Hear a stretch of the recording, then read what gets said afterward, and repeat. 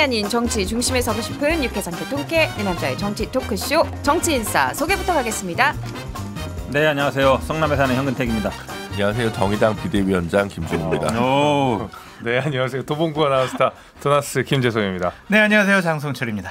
아니, 이선영입니다. 장 소장님 왜 이렇게 빵 터지세요? 위원장님 소개하는데. 비대위원장. 김준호 비대위원장님. 네. 존경합니다. 아니, 일주일 동안 어떠셨어요? 목이 나갔어요. 지금 목소리 오. 들으시면 아시겠지만 네, 그냥 뭐 힘듭니다. 피곤해서 연설을 네. 많이 해서 말을 많이 해서 다. 네. 제가 사실은 새벽 4시에 자고 한 9시 반쯤 일어나는 사람인데 맞아요. 요즘은 이제 한 2-3시에 자서 한 6시 반쯤 일어나고 뭐 이렇게 하루 종일 계속 돌아다니고 통화하고 하는데도 시간이 부족해서요. 그러면 네. 아침에 네. 댁 앞으로 수행비서가 오고 차도 오고 그- 막 이런 거예요? 아니야. 여기서 다니더라고요. 어제 와. 방송에서 봤더니 차 문도 열어주고 이런 거예요? 출퇴근은 아니고요. 아니에요. 네, 아. 그냥 국회로 제가 출근을 해서 네. 예. 국회 본청 안에 대표 방이 있어서 그 방을 제가 쓰고 이제 거기서 다른 데로 이동할 때 네. 차가 오죠. 아. 네. 아니, 이제 이걸 왜 평론을 말하고 해야 돼? 하시다가 정의당은 차 있으면 안 돼요?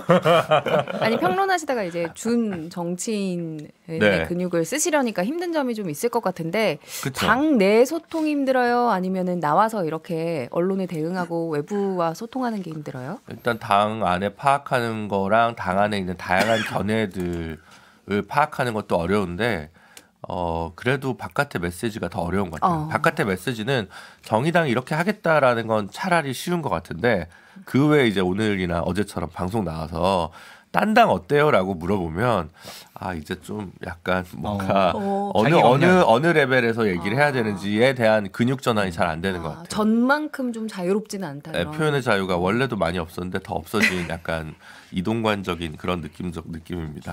이런 아니, 말 해도 되나? 저희는 괜찮은데 위원장님 괜찮으세요? 그러니까요. 아니 언론 평가를 좀 보니까 시작은 내려놓기로 했다. 한껏 몸을 낮췄다. 이런 평가가 좀 있던데요. 어떻게 생각하세요? 네, 뭐 잘 써주시고 계셔서 그나마 이런 작은 관심이라도 저희 감사하게 여기고 있고 저희가 뭐 기득권화 됐다는 비판을 많이 받아서 그리고 뭐 선거연합정당 이거 뭐야라고 자꾸 이제 물으시길래 저희가 비례대표 1번, 2번은 저희 당 사람 아닌 분 외부 연합 세력에게 내어드리겠다. 저희의 어떤 혁신의 한 시작이다. 저희가 사실은 막 꽃 지역구가 더 많았으면 더 많이 내드릴 텐데 그런 게 없어서 가진 게 이거밖에 없어서 좀 선물이 좀 작은데요. 뭐 제가 뭐 큰 당이었으면 더 많이 막 내놨을 텐데 일단은 이렇게 좀 시작해 보려고 합니다. 그러니까 비례 1, 2번을 정의당이 차지하지 않겠다. 네. 이 점이 좀 좋은 평가를 받은 것 같다라는 말씀이셨던 것 같고. 네. 그런데요, 그 금태섭 새로운 선택 신당, 요 정의당에 관심 없다, 뭐 이런 의견이 나왔던데. 네. 아마 화요일자 시선 집중에 나오셔가지고 금태섭 대표님이 그렇게 얘기하신 것 같아요. 서운하지 않으셨어요? 아니 뭐 각자 생각의 자유가 있는 거니까 뭐 관심이 없다고 하는데 뭐 어떻게 하겠습니까만은 그러니까 이게 이제 나온 이유는 제가 이제 누구랑 정의당의 선거 연합을 할 거냐 관련해서 정의당 내 기존 정치인들의 의견이 다 다르셨고 거기에 대해서 누가 맞다 옳다 그르다가 없으니까 제가 당원 설문조사를 지금 실시할 계획인데 선호도 조사를 할 계획인데요. 그 중에 이제 당 내에서 요구가 있으니까 새로운 선택을 넣겠다라고 제가 이제 말씀을 이제 언론에 공개적으로 했더니 아마 뭐 사전 조율은 전혀 없는데 얘기하니까 조금 뭐 서운하셨는지 이렇게 얘기하신 게 아닌가 싶고 뭐 꼭 같이 가야 된다 이렇게 생각하는 게 아니라 저는 당원 민주주의를 위해서 당내 좀 다양한 의견 수렴 절차 중에 있다 이렇게 이해해 주시면 좋을 것 같아요. 이런 비유도 있더라고요. 그러니까 이준석 전 대표가 이 금태섭 대표하고 선을 봤다는 거예요. 선 한번 보고 이제 데이트를 계속 할까 말까 이런 상황이라서 이제 금태섭 대표 입장에서도 선 본 사람이 있는데 또 너랑도 만나볼래? 이렇게 하기 좀 그럴 수도 있잖아요. 근데 금태섭 의원은 비명계 의원님들이라든가 다양한 분들을 같이 보고 있으니까 그게 지금 뭐 1대1 독점적 연애 관계 그런 건 아닌 것 같아서 네, 저는 뭐 그건 뭐 크게 무방할 것 같고요. 오히려 금태섭 대표님 이끄시는 새로운 선택과 이준석 신당이 만날 가능성도 그렇게 높지 않지 않나요? 매우 낮을 거라고 봅니다. 예. 개인적으로는. 다른 분들은 일주일 동안 우리 김준우 위원장의 어떤 행보 어떻게 보셨어요? 저는 정의당은 응원하지 않지만 존경하고 사랑하는 김준우 위원장님이 정의당을 잘 수습하셔가지고 내년도에 제3신당으로서 다시 국민의 선택을 받았으면 좋겠다. 김준우 위원장님 하시는 말씀이 다 옳은 것 같아요. 그거를 다 정의당이 받아들였으면 좋겠다. 그런 생각이 듭니다. 네, 서슬퍼랬던 정의당 그 모습을 기억하고 있는 많은 젊은이들이 김준우 위원장님의 그 서슬퍼런 메시지를 기다리고 있다. 그 말씀을 제가 보수 정당의 일원으로서 대신 전해드립니다. 결국은 이제 아마 정의당의 정체성을 찾는 문제가 될 거예요. 국민들이 기대하는 것도 그렇고 진보 정당으로서도 그렇고. 그럼 이제 지난번 아마 이제 뭐 공천 과정이나 이런 걸 복귀할 필요가 있다고 봐요. 왜냐하면 이게 결국은 선거 공천을 어떻게 하는 게 굉장히 중요하거든요. 예. 그러면 아마 그거에 대한 평가도 좀 해야 된다. 그리고 그거로 인한 지금 나타나는 현상들 이런 것도 좀 봐서 뭐 비례 1, 2번을 당연히 이렇게 하겠다는 거는 굉장히 용기 있는 결단으로 보이고 근데 그럼 정의당이 왜 지금 이제 별로 지지라든지 모집하고 있느냐 이런 거를 좀 냉정하게 좀 평가를 했으면 좋겠습니다. 그 하나 더 말씀드리면 약간 노동 문제에 관련돼서는 조금 꽤 오랜 시간 동안 민주당이 좀 딜레마에 빠졌던 것 같아요. 왜 노동자를 위한 정당을 표방했었던 정의당이 어느 순간 보면은 그 말하자면 이중구조 문제, 노동시장 이중구조 문제에 대해서는 약간 눈 감는 듯한 느낌이 계속 들었었거든요. 그러니까 예를 들면 기득권 노동자들 내지는 원청 노동자들의 이야기는 많이 듣고 또 예를 들면 민주노총 내에서도 기득권의 이야기를 많이 듣지만 오히려 그 바깥에 있는 노동자들의 말에 제대로 기울였던 정당인가라는 의심들 그다음에 의문들이 있었던 만큼 이번에야말로 진짜 노동자를 위한 정당으로 태어나기를 보수 정탁 이론으로서 또 말씀을 드립니다. 알겠습니다. 마침 제 일정이 유출된 것 같은데 제가 내일은 노동계 인사 원로들이나 아니면 직장갑질 119 같은 노동인권 단체 대표님들이랑 오전 10시 반에 간담회를 가질 계획입니다. 네, 알겠습니다. 알겠습니다. 김준우 위원장의 행보 앞으로도 지켜보도록 하겠고요. 광고 다녀와서 본격적으로 시작하겠습니다.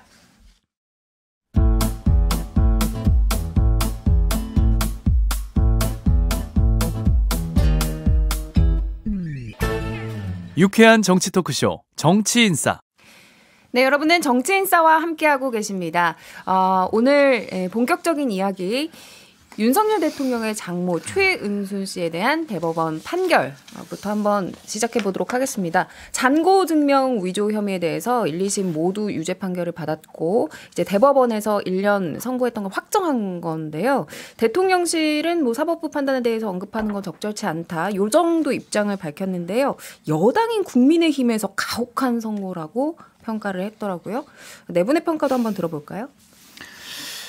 가혹한 선고가 아니라 봐주기 선고가 아니냐라고 볼 수밖에 없고 봐주기 검찰 기소가 아니냐라고 볼 수밖에 없어요. 왜냐하면 봐주기다. 위조 사문서는 총 4장이었는데 잔고증명 사문서 위조 하나만 기소를 했거든요.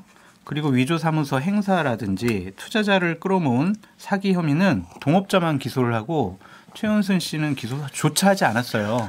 이러한 부분에 대해서 법원에서 판사가 아니 왜 기소 안 해? 얘기 좀 해봐. 이렇게 했는데 그거에 대한 성명도 안 해요. 그러니까 이거는 검찰이 봐준 거 아니냐라는 비판을 받을 수밖에 없고 그것이 좀 법원에서 화가 났는지 1년 다 뭐 판결을 내리고 법정 구속까지 해버렸잖아요. 예, 2심 항소심에서. 네, 그렇죠. 네, 법정 그러니까 구속했죠. 법원에서도 이거는 검찰이 너무한 거 아니야? 이런 생각을 좀 갖고 있는데 저는 더 큰 문제는 국민의힘의 반응이라고 봐요. 그러니까 김경수 뭐 도지사라든지 뭐 조국 전 장관 판결에 대해서 민주당이 했던 정말 그러한 반응들을 그대로 보인단 말이에요. 억울하다. 문재인 정권 검찰이 무리하게 기소했다. 이런 반응을 국민의힘에서 보이는 것은 이건 너무 권력 눈치 보는 거 아니냐. 대법원 판결 났잖아요. 잘못됐잖아요. 예. 그러면은 그냥 가만히 있든지 아니면은 이런 부분에 대해서는 명확하게 예전과 똑같은 입장을 내세웠어야 되는데 이거 국민의힘 이러시면 안 돼요. 그러면은 대통령실에서 아무런 언급 안 한 건 그건 괜찮은 거예요? 근데 원래 사법부 판결에 대해서는 언급 안 하는 게 맞는데 선택적인 언급 안 하는 것 같아요. 일관되지 않다. 네, 다른 건에 대해서는 언급하고 있고는 언급 안 하시고. 이 사건에 대해서는 사실은 장제원 의원이 아주 주옥 같은 말을 아이고. 남겼어요. 왜냐하면 그대로 읽어볼게요. 아이고. 피해자 9분이 저를 찾아와가지고 장모로부터 사기를 당해서 30억 떼었다. 30억 피해를 당했다는 거예요. 그다음에 이 사건이 이렇게 은폐되고 있고 장모의 대리인이 구속돼 징역 2년 6개월을 받아 살고 있는데 실질적으로 사기를 친 주범인 장모는 거리를 활보하고 있다. 윤석열 지검장이 배후에 있다고 하소연한다. 얘기 다 나온 얘기예요. 쉽게 얘기하면 이거 지금 잘 들은 검찰총장 청문회 때 한 얘기죠. 중앙지검 국정감사 때니까 한 얘기예요. 그러니까 핵심 다 나왔어요. 사실은 이 장고증명을 왜 위조하겠어요? 누군가한테 돈을 끌어들이게 한 거예요. 그 대리인이라는 사람은 이걸로 해서 2년 6개월을 살은 거예요. 사기로 해서. 그런데 이 장고증명 사기는 기소도 안 하고.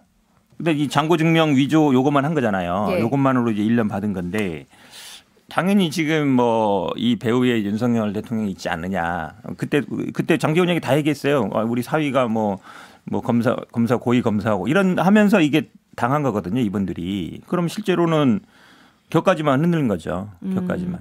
그러니까 두 분이 지금 짚어주신 게 그러니까 사문서 위조를 했으면 그걸 어디다 썼을 거 아니냐. 써서 밖에서 피해를 입힌 분들에 대한 어떤 판단은 지금 이루어지지 않았다. 이런 점을 짚어주셨는데요. 그러니까요. 네네. 김준우 변호사는 이게 무슨 뭐 부루마블 하는 것도 아니잖아요. 349억짜리를 혼자 그냥 만들어가지고 장고증명서를 만들어서 나는 위조를 잘해 이럴 사람이 없잖아요. 결국 행사가 목적이 아니면 이걸 위조할 이유가 없기 때문에 일단 제대로 부실 수사, 부실 기소 전형이고 저는 뭐 재판부한테 뭐라고 할 건 아닌 것 같아요. 그냥 재판부에서 뭐 어떻게 하겠어요. 기소가 안 올라왔는데. 그리고 뭐 새로울 것도 없는 게 관련해서 또 민사소송에서 한 5억 가까이 최은순 씨 그 불법행위 책임이 작년 연말에 대법원에서 확정 또 됐어요. 그러니까 이거는 그냥 대통령이 그냥 여러 가지 문제로 가족의 문제로 국민들께 염려를 끼쳐드려서 송구하다라는 메시지를 나가는 게 정답이잖아요. 정답이네요. 네, 그런 거고 그리고 어쨌든 이 부실 기소 문제와 관련해서 어떻게 검찰의 기소권 남용에 대해서 견제장치를 마련할지 국회에서 그런 것들을 논의해야겠죠. 그런데 과거에 이제 윤 대통령 발언을 한번 보면 나의 장모가 사기를 당한 적은 있어도 누구한테 10원 한 장 피해 준 적 없다고 이야기를 했었잖아요. 아니에요. 아니에요? 이거는 정진석 전 비대위원장이 한 얘기예요. 윤석열 대통령의 육성으로 나온 건 아니에요. 그 전원이에요. 없다더라라고 얘기했다는 거잖아요. 그 당시에. 윤석열 대통령은 이런 말씀하지 않았습니다. 아니 근데 정진석 비대위원장이 그러면 안 한 얘기를 한 거예요? 나중에는 이거 저기 나도 잘못 들었구만 아닌 것 같다 막 이런 식으로 얼버무렸어요. 그러면 어쨌든 조금 더 적극적으로 이 사안에 대해서 좀 유감 표명이 있어야 된다는 입장이신 거죠? 제가 아까 멘트 들으셨잖아요. 너무 좋아요. 진짜. 홍보수석실에서 빨리 이제 하고 저한테 저작권료를 내시면 정의당 어려운 살림에 보태 쓰도록 하겠습니다. 김 위원장은 왜 아무 말씀도 없으세요? 가혹한 선고라고 평한 이유를 알 것 같아요. 왜냐하면 말씀드리기가 굉장히 가혹하네요. 이게. 제가 할 말이 없어서 정말 가혹한 선고를 내리셔가지고 문재인 정권 탓해버려요. 굉장히 그냥. 말씀드리기가 가혹하다는 말씀을 제가 드리겠습니다. 장제원 의원은 한마디 또 할게요. 그럼. 아이고. 장모께서 2012년도부터 내 사위가 윤석열 고위 검찰이라는 얘기를 했다고 한다. 한마디로 얘기하면 그러니까 계속 이제 사위가 검찰에 있고 고위직이다. 그게 어찌 보면 굉장히 힘이 있어 보인단 말이에요. 그런 사람이 그냥 저 같은 사람이 가서 이게 장고증명서 내면 뭐야 이거 할 텐데 어이구 우리 사위가 고위 검사야. 내가 딱 제시하면 안 믿을 수 없잖아요. 거기에 역할을 하는데 마치 이거를 조정은 의원은 아이고 뭐 사위가 어떻게 장모 일에 다 책임지냐. 그냥 이 사위가 그냥 사위가 아니잖아요. 예를 들어서 그냥 은행 다니는 사위였 그냥 은행 그렇죠. 직장인이 아니란 말이에요. 그런 것들을 한 건데 마치 이걸 보고 뭐 사위가 어떻게 책임지냐라고 얘기해버리면 조정훈 의원이 거기 간 지 얼마 안 된 건 알겠는데 좀 제가 보기에 그래도 언제부터 민주당이 그 장제원 의원의 말씀을 금과 옥조처럼 새겨가지고 갑자기 이렇게 몇 년 전에 최근에 장제원 의원이 막 이렇게 막 언제 이렇게 금과 옥조처럼 새기셨어요? 장제원 의원이 이렇게 얘기하셨던 것 때문에 이번에 공천이 어려운 거예요? 아니 몰라요. 아니 그거 기억을 하고 있을 것 같아. 제가 보기에는. 그렇지 않아요. 알겠습니다. 아니 이렇게 이제 최은순 씨에 대한 판결이 있으니까 좀 이재명 민주당 대표에 대해서도 좀 결과가 같은 잣대여야 되는 거 아니냐 이런 이야기도 나오잖아요. 아니 뭐 이재명 대표가 뭐 장고증명서를 위조했어요. 그걸로 뭐 30억 사기를 쳤어요. 지금 문제는 그러니까 위증 교사 자꾸 이거 얘기하시는데 이게 어떤 사건이었냐면 그 공직선거법 사건이 있는데 그 내용이 뭐냐면 내가 검사 사칭해서 누명을 썼다 이렇게 얘기한 거예요. 예, 그게 누명을 썼다라는 게 허위 사실이다 아니다. 이제 그걸로 이제 판결이 난 건데 사실은 이분의 증언은 아무 거기에 유무죄에 관련이 없었어요. 왜 그러냐면 누명을 썼다라는 거는 이제 사실 적시가 아니라 평가다. 좀 억울하다. 본인 억울하다라는 취지고 내가 예를 들어서 유죄 판결을 받았는데 나 무죄다. 아니면 그런 사실이 없었다라고 한 게 아니라 억울하게 당했다. 이 얘기를 하는 거라서 이 사람이 어떤 증언을 했든지 그 판결이 바뀌지는 않아요. 마치 이게 뭐 재심하면은 뭐 무죄 뭐 유죄 받을 거고 얘기하는데 그건 몰라도 너무 모르는 얘기다라고 말씀드려요. 이 얘기가 나오는 게 이제 재판부에서 여러 가지 이제 이재명 대표에 대한 혐의 중에서 위증교사만 좀 따로 떨어뜨려서 보기로 했잖아요. 이게 좀 법리상 위증교사가 조금 단순하기 때문이다라는 이제 분석이 나오기 때문에 얘기가 계속 나오고 있는 거거든요. 그래서 1년 정도의 형을 최은순 씨가 받았으니까 이 정도 무게로 좀 접근을 해야 되는 거 아니냐? 뭐 이런 저는 관계 없는 얘기예요. 아예 관계가 없다. 그럼요. 왜냐하면 뭐 형량을 정할 때 뭐 이 사람이 얼마 받고 정하지 않고 다 기준이 있어요. 기준이 있는 거라서 이거는 아까 말씀드린 것처럼 일단 공직선거법 결론에 아무 영향이 없었고 실제로 왜냐하면 사실 적시냐 평가냐 의견 제시냐 거기서 갈린 거예요. 이분이 증언이 영향을 미친 게 아니라서 제가 보기에는 뭐 이건 뭐 크게 걱정 안 하고 있습니다. 그럼 이렇게 엮는 건 아무래도 좀 무리가 있다 이런 말씀이시고 그러니까 장모 사건하고 아무 관계 없는 사건이에요. 그냥 그런 건 아무 관련이 없고요. 그냥 지금 위증교사 사건이 지금 대장동이랑 분리해서 진행이 될 거니까 그러다 보면 사건의 진행 속도가 좀 빠르다라는 거고 지금 또 공직선거법 같은 경우도 그 허위사실 관련한 부분도 2개의 사건 중에 김문기 씨 관련한 건은 이미 심리가 끝났고 그 다음에 이제 그 다음에 뭐죠 저기 협박 보건복지부 관련한 진행 중인데 그럼 이제 위증교사 사건이랑 그 다음에 이 공직선거법상 뭐 허위사실 관련한 부분 이 2가지는 대장동에 비해서 훨씬 적어도 1심 선고는 빨리 나올 것이고 그 스케줄이 어떻게 되냐에 따라서 전국에 어떤 변수로 작동할 거냐 그게 총선 전일 거냐 총선 뒤일 거냐 거기에 대해서 이재명 당대표와 민주당의 고심이 깊겠죠. 어떻게 보세요? 위증교사 사건은 두 분께서 더 잘 아시겠지만 너무 간단한 사건이잖아요. 이거 뭐 한 번, 2번이면은 그냥 재판 결과 볼 수 있는 사안이고 그럼 총선 전에 결과가 나와야 된다. 이거는 무조건 나오죠. 그러니까 거고. 나와야 된다라기보다는 나오는 게 합리적이죠. 왜냐하면 위증교사는 사건이 너무 간단한 사건이기 때문에 저는 이 사건은 오래 끌 게 전혀 아니라고 봅니다. 그 제가 한 말씀 드릴게요. 위증교사와 관련해서 현 변호사님은 별거 아니에요 막 이런 식으로 얘기를 하지만 별거 아니었으면 좋겠다라는 강한 자기 주장인 것 같고 지난번 이재명 당대표가 구속영장이 기각이 됐을 때 판사께서 이 부분에 대해서는 맞다 그런 취지로 말씀을 하셨거든요. 그러니까 이게 별거 아닌 건 아닌 것 같고 근데 총선 전에 나오기는 쉽지 않을 것 같아요. 그 말씀이에요. 네, 왜냐하면 1심은 나올 것 같은데. 아니 그러니까 법원 인사가 있대. 네, 그렇죠. 2월달에 법원 인사가 있고 또 1월달에는 그 우리 스님들이 동안거 들어가는 것처럼 판사분들이 1월달에는 재판을 잘 안 하신다고 하더라고요. 왜냐하면 2월달 정기 인사를 앞두고 있기 때문에 그래서 1월달, 2월달 안 하고 3월달 들어가면 바로 총선 국면이거든요. 그런데 사법부에서 그러니까 구속 기소 사건이 아닌 이상 지금 불구속 기소 사건에서 첫 기일 잡히는데 좀 시간이 걸려요. 어차피 그래서 이건 봐주기가 아니라 그냥 정상적으로 돌아가도 첫 기일이 만약 3월에 잡혔다. 그래도 그렇게 이상한 건 아니거든요. 지금 시점에서. 그렇기 때문에 그래도 이거 하면 이제 증인신문이나 뭐 이런 것들 또 채택하고 뭐 하고 하다 보면 4월 10일 넘어가는 거는 좀 비교적 간단해서 그건 이제 이 사건 결과는 그 뒤라고 보시는 게 맞을 것 같습니다. 그리고 이재명 당대표도 좀 재판을 질질 끌고 싶어 할 거예요. 한번 출석해라 그러면은 저기 지금 당무가 바빠가지고요. 죄송합니다. 못 나갑니다. 그럼 또 한 달 후에 잡히거든요. 그러니까 이거는 나오기 쉽지 않을 것 같아요. 그럼 어쨌든 스케줄상 이 위증교사 사건에 대한 재판이 민주당의 어떤 사법 리스크로 또 한 번 불을 붙이기엔 좀 무리가 있다 이렇게 보시는 거예요? 총선 전엔. 총선에는 이제 사법 리스크가 없다라고 저는 이제 보는 거죠. 편들어 주시는 거 아니에요 지금? 비대위원장 됐다고? 아니요. 혹시 지금 민주당과의 선거 연대를 지금 가정하시고? 네. 당원들에게 묻겠습니다. 네. 한 변호사님이요. 아니 다 말씀하신 거예요. 그러니까 사실은 이게 물론 이제 이런 법리적으로 이런 게 있어요. 원래는 한 번에 재판을 받을 것과 분리해서 받을 때 형량의 차이가 나면 안 되거든요. 예를 들어서 한 개인 입장에서는 한 번에 다 재판받으면 형량을 다 종합해서 최고형에 뭐 어떻게 가중을 하는데 이렇게 분리했을 때는 그런 문제가 생겨요. 유죄가 만약에 난다 그러면 무죄가 났을 경우는 상관없지만 그렇게 본다 그러면 이게 관련 분리해서 맞나? 왜냐하면 지금 또 쌍방울 건데 또 남아 있거든요. 아직 예.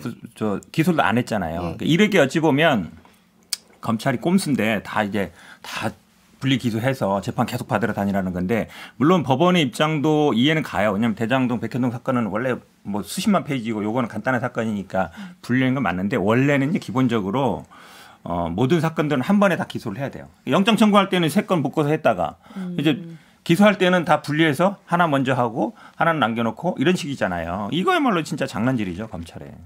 그러면 어쨌든 이제 검찰이 정치적으로 좀 이 스케줄링을 하고 있는 것 같다 이렇게 보시는 거고, 요건은 이제 앞으로 진행되는 사안 살펴보면서 저희가 계속해서 이야기해 볼 수 있을 것 같고요. 요 얘기로 넘어갈게요.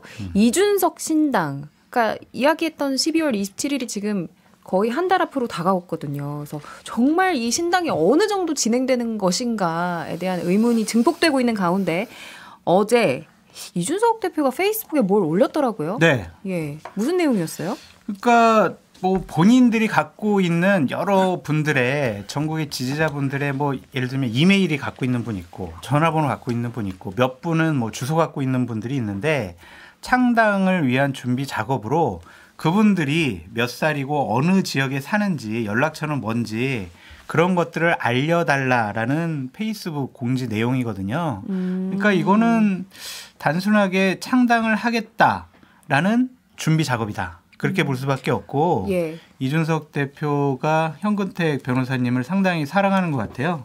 네. 그래가지고 그 현근택 변호사님 예.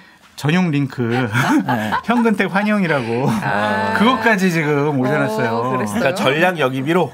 그렇죠. 이준석 신당 전략 영입으로. 네, 그래서 성남에 출마시키려고 하는 거죠. 저 국회 여의도 발도 못 들여놨는데 발이라도 한번 들여놓고 그다음에 얘기하지.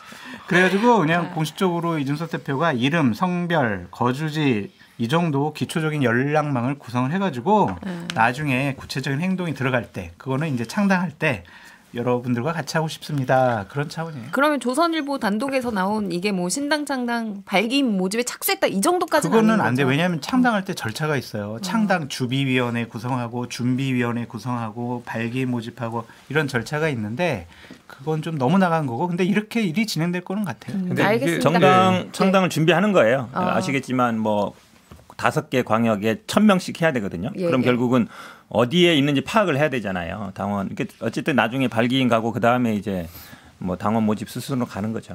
알겠습니다. 일단 광고를 듣고 와서 이준석 신당 얘기는 계속해서 해보도록 하겠습니다.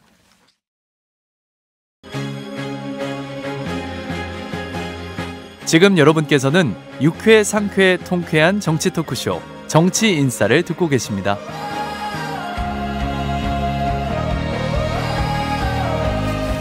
네, 이준석 대표가 신당 이제 창당 준비를 구체화하고 있는 가운데 어제 이제 페이스북에 이름과 성별, 뭐 거주 지자체 정도의 기초적인 어떤 정보를 수집하는 이제 글을 올렸다까지 얘기했는데요. 김재석 위원장 뭐 진짜 하시고 싶은 말씀? 예.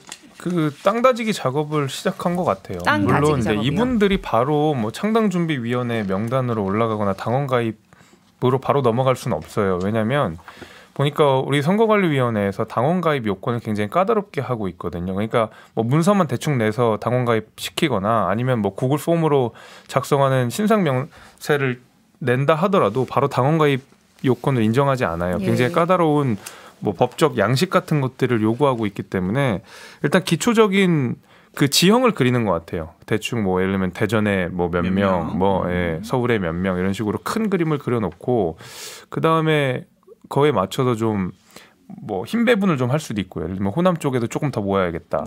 그래서 최소한 지역이라는 것을 특정해서 사람들의 어떤 신상 정보를 받은 거는 이건 무조건 뭐 신당 관련된 정보를 받겠다. 신당 창당을 위한 준비를 하겠다라고 봐야 될 수밖에 없어요. 그런데요. 이 이준석 전 대표의 신당 창당설에 대해서 의심하는 분들도 계속 있어요. 조정은 의원 같은 경우에는 뻥카라는 표현을 썼거든요.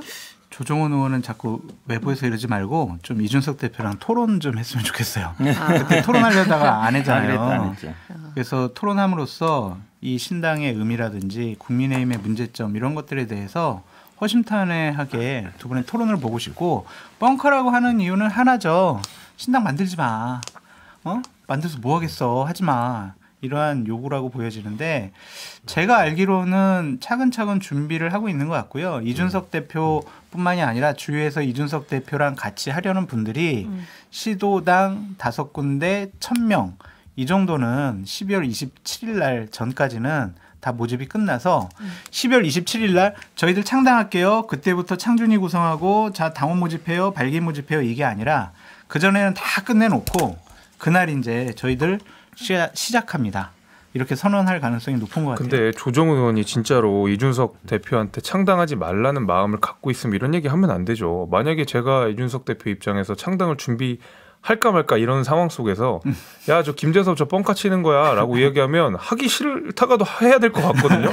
그러면 창당 준비를 안 할 수밖에 없는 거고, 그러니까 이런 식으로 예를 들면 뭐 이준석 대표가 신당을 창당한다고 했을 때 거기에 대해서 뭐 어떤 이념 노선이나 뭐 여러 가지 비판을 할 수 있지만 그거 자체를 뻥카라고 취급해가지고 하는 거는 이러면은 본인이 과거에 창당했었던 것도 의심할 수밖에 없어요. 이런 식으로 얘기하면. 저는 이런 생각도 들더라고요. 보통 내가 체급을 맞추고 싶은 사람을 공격을 하잖아요. 그래서 조정훈 의원이 이준석 전 대표랑 좀 체급을 맞추고 싶어서 공격을 하는 거 아닐까? 이분이 이제 임재영이 미로로 들어왔잖아요. 예. 근데 그 마포에 사람이 되게 많아요. 뭐 비례대표도 있고, 그러니까 국민의힘에서 제일 치열한 데가 마포예요. 네. 조정훈 있는 데라서 본인의 존재감을 드러내야 되는 거예요. 일단 그렇죠. 거기서 생존이 1번이고, 근데 이준석 대표가 계속, 왜냐면 장 소장님은 거의 그 뭐 지지한다 그러고 뭐 거의 대변인 역할을 하시기 때문에 굉장하지 않아요. 전 제3정당을 지지하지 이준석 신당을 지지하지 알았어요. 않습니다. 네. 근데 이런 면이 있는 거죠. 그러니까 엊그제도 이제 언론에 나와서 내가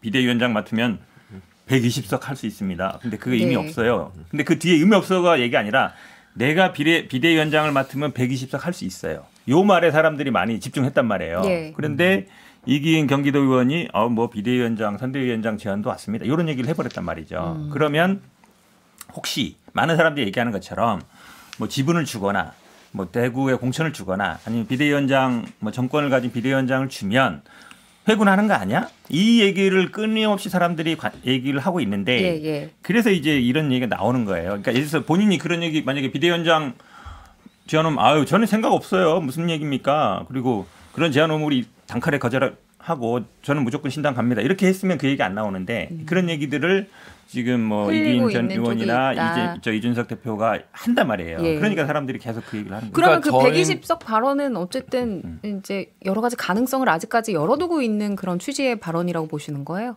그렇죠. 왜냐하면 지금 100%도 안 하고 하루에 1%씩 늘어난다 그러는데 이제 조건이라기보다는 이제 윤석열 대통령이 바뀌어야 된다. 그러면서 구체적으로 뭐 국정기조 변화를 얘기하지만 예를 들어서 뭐 흉상 문제라든지 아니면 뭐 박정훈 대령 문제라든지 뭐 용산 참사 유가족 얘기하지만 그거는 할 수 있는 거예요. 맞잖아요. 뭐 유가족 만날 수 있고 그다음에 뭐 박정훈 대령 사건은 조금 어렵고 보는데 그다음에 뭐 홍범도 흉상 이전 문제 같은 것도 돌이킬 수 있어요. 어려운 문제가 아니거든요. 정말 어려운 거는 윤석열 대통령의 기본적으로 국정 기조. 예를 들어서 이준석 대표가 그 김건희 특검법 거부권 행사하면 안 됩니다. 거부권 특검법 받으세요. 그래야 제가 만약에 뭐 신당 창당 안 합니다라든지 이렇게 나오면 그거는 진짜 승부를 거는 거예요. 근데 지금 얘기하는 거는 조금 제가 보기에 약한 거예요. 저도 좀 얘기해. 아니 저는 이준석 신당 창당해서 끝까지 총선 완주했으면 좋겠어요. 네, 그냥 소수 정당 좀 더 많이 나와서 끝까지 했으면 좋겠고 사실 이준석 대표가 4년 전에 새보수당 이제 그때 안철수 대표랑 결국 갈라서면서 유승민 대표님과 같이 새보수당 만들 때 제가 진심으로 격하게 응원했는데 그때는 완주를 못했거든요.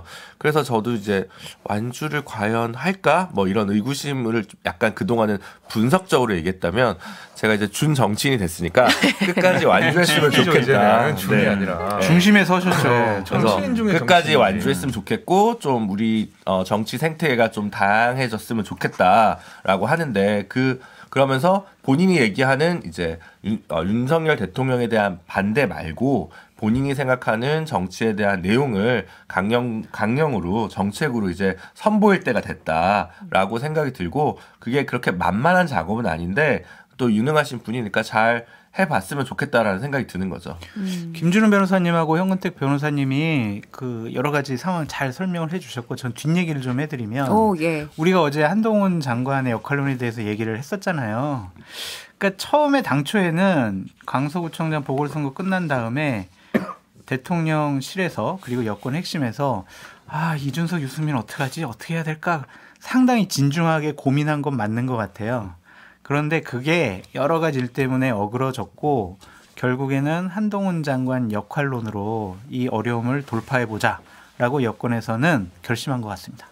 그거죠. 뭐 이준석 전 대표를 의식해서 환자는 서울에 있다. 그 얘기로 완전히 이제 아니 근데 내가 환자야 이런. 근데 이준석 전 대표를 견제를 하려면 이준석 전 대표가 그리는 어떤 팀이 좀 구체화가 돼 있어야 될 것 같은데 천하용인조차도 뭐 결정을 확실히 내리지 않는 상황인 것 같고 뭐 국민의힘에서 움직임이 있나 아니면은 민주당의 비명계 의원들이 아니 움직임이 그거는 있나? 결국 이준석 대표의 몫이에요. 그러니까 이준석 대표조차도 무조건이 아니잖아요. 60%, 50%, 60% 얘기하기 때문에 그 옆에 있던 사람들이 아니 만든다는 사람도 지금 100%가 아닌데 가기 어렵잖아요. 결국은 예. 이준석 대표가 확실하게 나는 아니다. 회군이 아니라 나는 무조건 간다라고 해야 그나마 뭐 천하용에 있던 사람들도 좀 따라오고 아니면 지지세도 붙게 돼 있거든요. 그래서 저는 그 부분을 명확히 해야 된다. 왜냐하면 물론 제가 보기에 뭐 발기 모집하고 그럼 당연히 사람들이 물리적인 걸 보는 거예요. 예를 들어서 뭐 중앙 당사도 필요하겠고 물론 뭐 임대해서 쓸 수도 있겠지만 그런 이제 눈에 보이는 걸 사람들이 중요시 여기거든요. 실질적인 그러니까 온라인이나 방송에서 얘기하는 거 말고 실제로 움직이는 사람들 이게 눈에 보이는 게 중요해서 저는 아마 요번에 이제 그 뭐 가는 길에 동참해달라고 모이는 사람들이 얼마나 모이는지 몇 명이나 되는지 그걸 아마 사람들이 유심히 볼 거예요. 저는 그냥 2월까지는 이 기조로 갈 것 같은데요. 2월? 네. 2월? 네. 막판 새보수당이랑 그러면 미래통합당 그때 통합한 게 언제예요? 그러니까 그거랑은 좀 다르게 봐야 될 것 같아요. 끝까지 간다? 그러니까 자신 없게. 아니 제가 얘기하면 또 현 변호사님이 또 객관성이 없다고 얘기를 하실까 봐. 아니 객관성 있어요. 근데 저는 개인적으로 뭐 현역 의원 20명 이거 천하람 위원장이 한 얘기긴 하지만 이런 얘기는 안 하는 게 더 좋은 것 같아요. 왜냐하면 지금 예를 들면 컷오프에 탈락한 현역 의원 20명이라고 하면 이준석 대표가 늘상 공격했던 뭐 윤핵관 내지는 윤핵관 호소인 아니면 뭐 초선 연판장 모임 이런 사람들이 대다수일 거예요. 그 컷오프 되신 분들 가운데서는. 근데 이런 분들이랑 새 정치를 같이 하겠다라고 하는 것 자체가 저는 이준석 대표의 신당의 가치를 떨어뜨릴 수 있다고 보기 때문에 오히려 저는 이준석 대표가 신당을 한다고 했을 때 그 자체로 자생력이 있다고 보거든요. 그래서 그 현역 의원 뭐 몇 명이 추가돼서 우리가 뭐 기호 3번을 달 수 있다, 4번을 달 수 있다 이런 얘기는 오히려 이준석 대표가 그 추구하고자 하는 신당의 동력을 저는 떨어뜨릴 수도 있다고 봐요. 국민들께서 보시기에. 그래서 저는 오히려 그런 얘기는 안 하고 또 괜찮은 사람들로 같이 했으면 좋겠다. 하실 거면. 하지만 김재섭 위원장님은 가지 않으신다. 저는 국민의힘이니까. 국민의힘 도봉갑 도났으니까요. 근데 왜 그러냐면요. 사람들이 이제 결국은 국회의원이 몇 명이 같이 하느냐를 되게 중시 봐요. 왜냐하면 결국은 국회의원이 1명 있는 거하고 4명 있는 거하고 20명 있는 거 완전히 다르거든요. 기준은 기본적으로 아마 성공 가능의 기준도 교섭단체 거예요. 그럼요. 20석. 맞아요. 왜냐하면 교섭단체가 안 되면 뭐 국회에서 할 수 있는 역할이 별로 없어요. 맞아요. 그렇게 본다 그러면 뭐 이삭죽기라는 뭐 비판도 있을 수가 있겠지만 지금 어쨌든 국민의힘 분위기가 영남은 싹 물갈이 하는 분위기잖아요. 반 이상 나갈 거란 말이죠. 정리할 거 아니에요. 근데 이분들이 뭐 입장에서는 나 가만히 있다가 죽느니 그래도 어떻게든 살려고 해봐야 되잖아요. 그게 무소속 연대 이거는 좀 약해요. 무소속은 제한이 많아요. 선거운동을 할 수 있는. 그럼 예를 들어서 신당을 만들고 뭐 기호 3번을 달고 나갈 수 있어서 해볼 만하다. 대구 경북이라든지 뭐 영남에서. 그러면 당연히 붙을 수 있죠. 그러면은 현역 의원 20명 모을 수 있다라고 전망하시는 거예요? 자르는 사람이 예를 들어서 영남에 한 60개 중에 반 이상 자른다고 치면 한 40명 정도 물갈이 된다 그러면 그중에 반은 갈 수 있는 거 아니에요? 그러니까 20분은 함께 할 수 있을 것 같다는 저도 생각이 들고 20석이라는 원내교섭단체가 왜 중요하냐면 총선 과정 중에 언론에서 각 당의 여러 가지 선거 캠페인을 보도를 하잖아요. 이게 20석 원내교섭단체가 아니면 기계적으로 배분하기가 쉽지 않을 거예요. 그러니까 국민의힘 보도하고 뭐 민주당 보도하고 그냥 나머지 정당은 이렇게 가는 것과 20석이 있는 제3신당은 이렇게 따로 이렇게 보도되는 것과는 국민들이 받아들이기엔 상당히 좀 다른 의미가 있을 것 같고 저는 이런 비유를 하고 싶어요. 남녀가 이제 데이트하려고 그래요. 근데 잘생겼고 이뻐가지고 야 우리 결혼하자 이렇게 할 수는 없잖아요. 그렇게 바로 가진 않죠. 안 되잖아요. 예, 예. 건강한지 굶어 죽지 않을 정도의 재산은 있는지 직업적인 안정은 예. 있는지 성격은 괜찮은지 과거는 이걸 없는지. 계속 보는 거잖아요. 예. 그래서 이준석 대표가 비명계 뭐 민주당 분들 국민의힘 분들 천하용인들과 그렇게 썸 타는 단계라고 보여져요. 점점 가까워지려고 교감을 넓히는 단계다. 그래서 어느 정도 성과는 이룰 수 있을 것 같다. 뭐 국민의힘이나 천하용인은 그렇다 치고 이제 말씀하신 것처럼 민주당의 비명계 의원들도 함께 할까에 대해서 많은 분들이 의문을 가질 것 같은데 현 변호사님 분위기 어때요? 뭐 파악된 게 있나요? 아니 왜 그러냐면 사람들이 다 알잖아요. 이준석 대표는 목표가 국민의힘을 내가 유혈 입상하겠다는 거예요. 예, 한마디로 예. 얘기하면 내가 생각하는 개혁적인 보수 정당을 바꾸겠다. 그러니까 돌아갈 게 정해져 있어요. 답이 예. 정해져 있잖아요. 예. 근데 민주당에 있는 분들은 그럼 만약에 이준석 대표는 국민의힘으로 돌아가 버리면 그럼 어디로 가요? 같이 했다가? 그걸 다 안단 말이에요. 지난번에도 한번 돌아간 적이 있고. 예, 예. 그러니까 이준석 대표는 기본적으로 보수당을 바꾸려는 사람이지 제3지대에서 당을 만들어서 계속 가겠다는 사람이 아니에요. 그러면 민주당 사람들은 그러면은 국민의힘으로 넘어가야 되는데 안철수 대표도 뭐 국민의당 만들어서 막 하다가 이제 넘어갔는데 그 모습을 따라가겠다? 그럴 사람은 제가 보기에 없을 거예요. 그러니까 전반적으로 두 개 보시면 될 것 같아요. 예를 들면 2016년에 국민의당이 나올 때 민주당에서 탈당을 해서 20명 가지고 출발을 했어요. 교섭단체로. 그래서 총선에 임했는데 그때 민주당은 야당이었거든요. 그러면 공천을 컷오프 되신 분들이 출마를 해야 되니까 새로 당을 만든 거고 지금 국민의힘은 여당이기 때문에 불출마가 되더라도 또 나라를 위해 기여를 할 기회를 용산에서 줄 수가 있어요. 그래서 반드시 탈당해서 당의 형태로 가가지고 출마를 꼭 해야겠다. 이러지 않을 가능성이 많아요. 그 현역 정치인들 가운데. 그렇기 때문에 훨씬 다르죠. 야당이었으면 되게 달랐을 텐데 여당인 거랑 야당이 다르다. 이 첫 번째 쟁점이 있고요. 두 번째는 그 당시에 새보수당이나 바른미래당 시절에도 그랬는데 지금도 이준석 대표가 선거제도 개혁에 관해서 별 말을 안 해요. 만약에 정말 제3당, 제4당을 노리는 걸 끝까지 한다면 연동형과 관련해서 강력한 입장을 내는 게 맞거든요. 그게 지금 금태섭 전 의원의 새로운 선택이랑 좀 차이예요. 그래서 그 부분 두 개를 좀 눈여겨볼 포인트다. 제가 이것 때문에 강행한다 안 한다, 완주한다 안 한다가 아니라 이 그 쟁점으로 봐야 될 요소가 이 두 가지 포인트라는 말씀을 드립니다. 김준우 변호사님이 정말 중요한 부분 짚어주셨는데 제가 그냥 제3신당과 관련해서 얘기 듣는 게 조금 있어가지고 제가 더 조금 말씀드리면은 이준석 대표와 직접 비명계 의원분들 만난 경우도 있고 중간에 브릿지가 있어요. 그래서 직접 만나서 구체적인 얘기를 하거나 여러 가지 논의를 하기 어려우니까 중간에 몇몇 분들의 브릿지가 있단 말이에요. 그분들이 여러 가지 접점을 찾기 위해서 노력을 하고 있고 제3정당이 의미 있는 세력으로 출범하는데 많은 공감대가 점점 형성이 되고 있다. 되게 조심스럽게 지금 같은 길을 가려고 출발선상에 같이 서려고 많은 분들이 지금 노력하고 있다. 그렇게까지만 말씀드릴게요. 그럼 장 소장님 이 제3신당 지지자시잖아요. 저는 그렇습니다. 그럼 민주당의 이른바 비명계 의원들이 만든 원칙과 상식이란 모임 이게 제3신당까지 갈 수 있을까요? 너무 지나친 해석인가? 그 이원욱 의원은 좀 다른 생각을 갖고 계시다고 하더라고요. 그냥 우리끼리 해야 된다라는 좀 생각 갖고 있고 다른 분들 같은 경우에는 뭐 길을 열어놓고 한번 생각을 해보지 왜 우리가 하나의 길만 가? 뭐 이렇게 그 안에서도 좀 아직 내용들이 합의가 안 된 것 같아요. 그래서 봐야 될 거는 이원욱 의원이 움직이느냐 안 움직이느냐. 왜냐하면 이원욱 의원이 유일하게 이분들 중에서 전국적인 정당과 조직을 관리해 본 분이에요. 이분이 빠지면은 당의 형태의 조직을 만들기가 어려워요. 그럼 주축은 이원욱 의원 그럴 수밖에 없어요. 이분이 당직자 출신이기도 해서 당도 잘 알고 그리고 또 하나 중요한 포인트는 세를 불려갈 것이냐. 세를 불려갈 이 4명으로 끝날 거냐 아니면 월요일 날 됐는데 한 명 더 참여 그래서 한 20명 정도 만들 수 있느냐 이 두 가지를 좀 보시면 될 것 같아요. 현 변호사님 분위기 어때요? 그러니까 이원우, 김종민, 조응천, 윤영찬 의원이 만든 이 원칙과 상식 당 내에서는 어떻게 좀 보고 있어요? 아니 이걸 왜 저한테 자꾸 물어요? 윤영찬 의원 어떻게 할 거예요? 경쟁자잖아요. 그러니까, 예, 약간 라이벌 성격이잖아요. 아니 근데 이제 이런 게 있어요. 이게 좀 분위기가 조금 그 예전이랑 다른 게 예전에 뭐 칠포동의안 나왔을 때나 아니면 뭐 민주당의 길 얘기하거나 뭐 그다음에 이제 불체포 특권 포기해야 된다 했을 때는 한 30명, 40명 그때도 가결도 30-40명 이랬잖아요.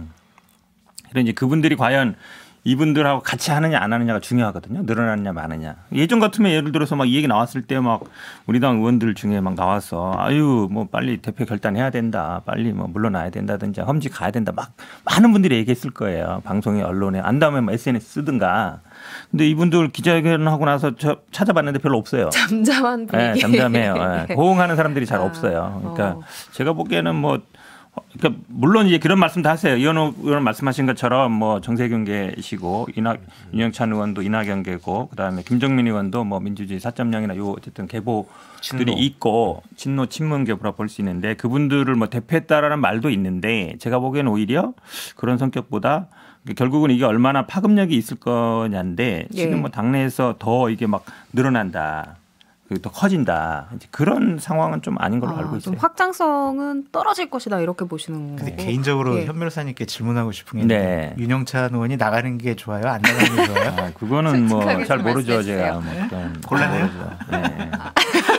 얼버무리셨어. 아니, 지금 표정이 너무 귀여우세요. 제가 이런 말씀해도 되는지 아이고, 모르겠지만. 자꾸 묻지 마세요. 윤영찬 의원 한번 여기 모셔야겠네요. 네. 아니 근데 저 이렇게 없을 때 모시세요. 비명계 의원들이 모였는데 이분이 빠졌어? 하는 분이 있었어요. 이상민 의원.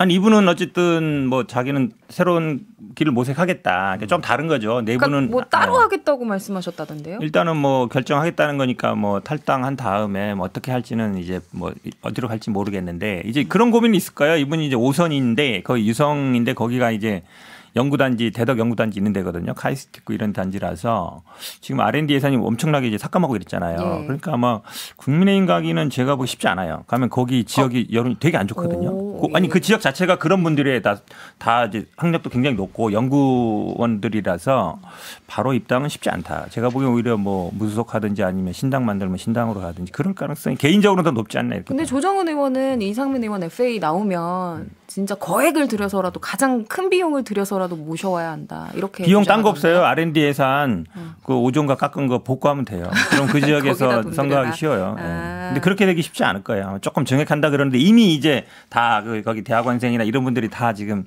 되게 열받아 있는데 이제 와서 얘기한다 그러면 약간 오히려 장난하냐 이러겠지. 김지섭 위원장님이 보시기는 어때요? 이렇게 국민의힘 입장에서 이상민 의원 들어오면 좋아요, 나빠요? 저요? 네. 별로 그렇게 큰 관심은 없는 것 같은데요. 그래요? 네, 그렇게 왜냐면은 이게 이제 그 예를 들면 반명, 비명이 국민의힘의 기치랑 맞는 건 아니에요. 뭐 당연히 저희는 여당 입장이고 이재명 대표에 대해 비판적인 입장이지만 민주당 내에서 비명 반명한다고 국민의힘이랑 같이 갈 수 있는 건 아니죠. 물론 뭐 큰 정치를 해야 된다, 넓게 가야 된다라는 면에서는 일부 양해될 수도 있겠습니다만은 그러면 너무 그냥 선거 맞춰서 야합하는 것 같잖아요. 아니 그래도 저는. 이상민 의원 같은 경우에는 5선이신가요? 네, 그렇죠. 중진이시고 충청권 세력 이렇게 모으는데 도움이 될 수도 있다 이렇게 판단하는 분들. 근데 선거가 있잖아요. 그렇게 산술적으로 이루어지는 것 같지는 않아요. 제 생각에는. 예를 들면 외연 확장을 하기 위해서는 오히려 이준석, 유승민이 국민의힘이랑 훨씬 더 가까워요. 그렇게 그렇지. 따져가야 되는 게 맞는 거지. 그렇지. 이재명 싫다 해서 다 같이 모이면 저희가 국민의힘 반명연대는 아니잖아요. 그래서 거기에 대해서는 좀 오히려 비판적이고 그리고 뭐 원칙과 상식 이 모임에서 했던 내용 가운데서 나왔던 게 정풍운동인데 저는 이분들의 정풍운동이 뭘 위한 정풍운동인지는 사실 잘 모르겠어요. 그러니까 그런 거잖아요. 과거 민주당에 했던 정풍운동을 빗대서 말씀을 드리면 그 당시 이제 김대중 행정부였고 권노갑이라는 사람이 비선실세로 활동을 하면서 여러모로 약간 민주당 내에 좌충우돌을 만들어냈던 그런 상황이었기 때문에 나름의 좀 명분은 있었다고 보거든요. 그러니까 당시 이제 김대중 행정부가 총체적 난국을 겪고 있을 때였고 한참 그리고 권노갑이라는 사람은 비선실세로 당을 좀 망치고 있다 이렇게 했기 때문에 정풍운동이라는 게 그래도 좀 명분이 됐는데 이번에 정풍운동은 그럼 뭔가요? 뭐 예를 들면 개딸들에 대한 뭐 개딸을 쫓아내자가 명분이 돼야 될까요? 아니면 이재명 대표 물러나라가 명분이 돼야 될까요? 그러니까 그때랑 정풍운동의 색깔과 형질이 너무 달라요. 그래서 비관적으로 보시는구나, 되게. 네, 저는 그래서 이 4분 내지는 5분이 하는 그 메시지의 호소력이 과거의 민주당 정풍운동이랑은 많이 차이가 날 거다 이렇게 생각합니다. 저도 이제 좀 이런 게 이제 어려워요. 남의 당의 구체적인 얘기에 대해서 그러니까 이제 과거와 달라진 점이. 저는 너무 어려운데 어쨌든 안 하면 또 존재감이 너무 없으니까. 그러니까 지금 최근에 제3지대 논의가 이상한 거는 이게 비명 비윤 다 모여라라는 이상한 노선 없는 그 개파적인 제3지대 색깔이 너무 커져가지고 좀 별로 건강한 논의가 아니라는 생각을 일단 하고요. 두 번째로 민주당 안에도 몇 가지 의견 그룹 내지 개파가 존재하잖아요. 그렇지 않은 곳이 없겠지만서도. 근데 지금 그분들이 하나의 이름으로 모인 것도 아니고 이분들이 그중에서 가장 선봉에 있거나 그렇다고 보긴 좀 어렵고, 왜냐하면 이원욱 의원, 김종민 의원 제가 볼 때는 뭐 노선 자체가 원래 달라요. 예를 들어 이원욱 의원은 다소 경제 쪽에서는 약간 보수적이에요. 노란봉투법도 뭐 기권했나 그랬고요. 예. 김종민 의원은 선거제도 개혁에 굉장히 적극적이에요. 그러니까 입장이 조금씩 다 다르다는 거죠. 근데 이제 지금 그래서 제가 객관적으로 봐도 요 내부는 조금 공천에서 좀 예민하신 분들로 분류하는 게 맞지, 비명의 선두주자거나 노선적으로 뭐 차이가 있다고 보기에는 좀 어려운 측면이 있어서, 예를 들면 명백하게 비명인데 뭐 예를 들면 공천 받을 것 같은 박용진 의원 이런 분들이 여기에 포함되어 있는 건 아니잖아요, 지금 상황에서.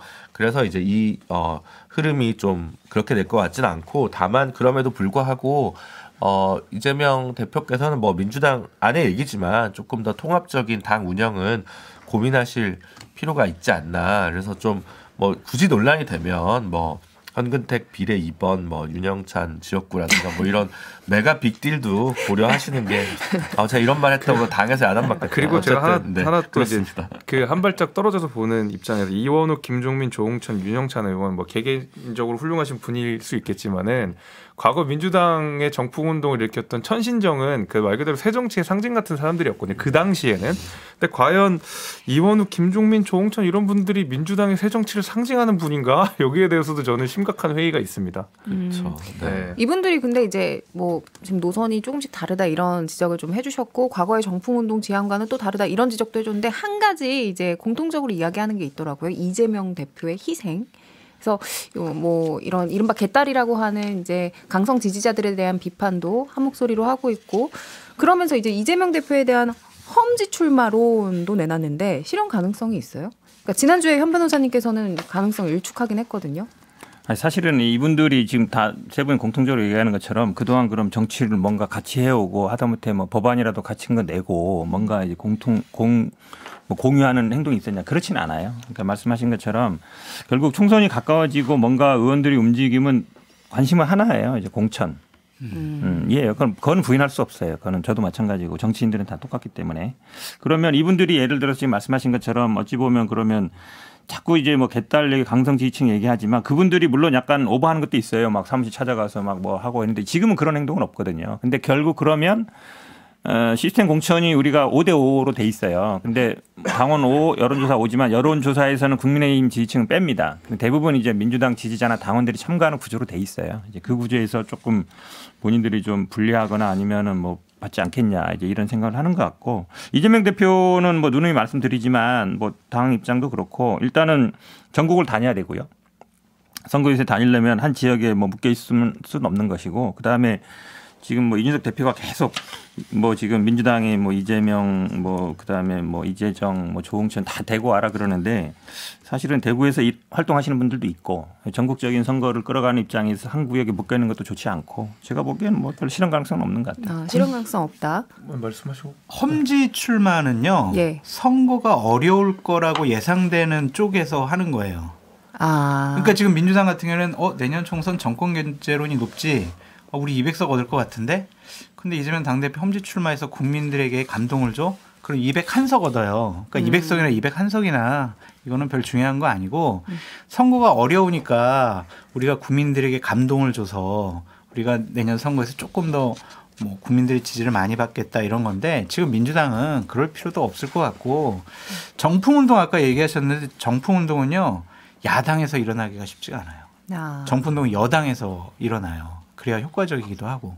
그래서 내년도에 지금 정도의 수준의 여러 가지 지지율과 총선 예측 분석이 나온다면 이재명 당대표 험지 출마하라는 거는 그렇게 크게 설득력이나 아니면 강제성을 띠기는 어려운 것 같아요. 네, 저는 기대도 없어요. 전 기대도 없고. 그러니까 어려울 때 험지 출마를 해야 된다고 장 소장님 말씀하셨는데 진짜 어려웠던 지방선거에 개항을로 나오셨는데 이 좋은 시기에 개항을 포기할 리가 전혀 없다고 생각하고 그러잖아요. 그러니까 지금 저는 이제 험지를 나가는 게 맞다고 보는 입장이지만 그래도 안 할 거라고 생각하는 게 지금 전국 선거를 핑계로 말씀하셨어요, 현 변호사님이. 근데 뭐 지방선거 때는 전국 선거 안 했나요? 그때 이제 제가 기가 막혔던 장면 하나를 말씀드리면 이재명 대표가 개항을에 출마를 하고 말씀하신 대로 이재명 대표는 전국을 돌아다니면서 선거 유세를 해야 되는데 당시에 국민의힘 후보랑 약간 여론조사가 좁혀지는 모습이 되다 보니까 민주당의 지도부가 개항을로 와서 지지선언을 하는 그런 모습을 연출했어요. 그러니까 맞아요. 당대표가 다른 데를 가는 게 아니라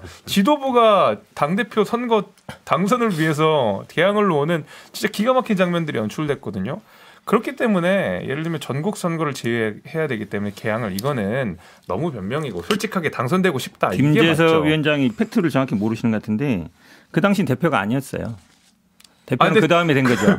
아니 대통령 후보였죠. 사실상 대표죠. 사실상 대표. 졌잖아요. 졌단 말이에요. 네. 패배한 대선 후보였고 그 당시는 국회의원 되고 그 다음에 이제 8월달에 나간 거잖아요. 당 대표 나간 거기 때문에 당 대표가 뭐 그때 당시는 오히려 비대위 체제였고 이재명 대표도 개항을에 뭐 공천을 받느냐 마느냐 문제로 있던 상황이라서 그때랑 지금은 좀 다르죠. 알겠습니다. 저희가 이제 원칙과 상식이 좀 이제 내놓은 이제 이야기들 이게 과연 실현 가능성이 있느냐 여기까지 얘기를 하다 조금 더 갔는데요. 제가 당 대표 예방을 해야 되거든요.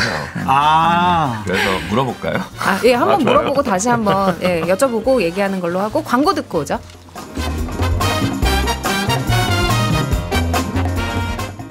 변방이 아닌 정치 중심에 서고 싶은 유쾌상쾌 통쾌 네 남자의 정치 토크쇼 정치인싸 이번 주 방송 여기까지입니다. 지금까지 장성철 공론센터 소장, 김재섭 국민의힘 도봉갑 당협위원장, 황근택 김준우 변호사였습니다. 저는 이선영이었습니다. 다음 주 토요일 11시 5분에 봬요. 고맙습니다. 감사합니다. 감사합니다.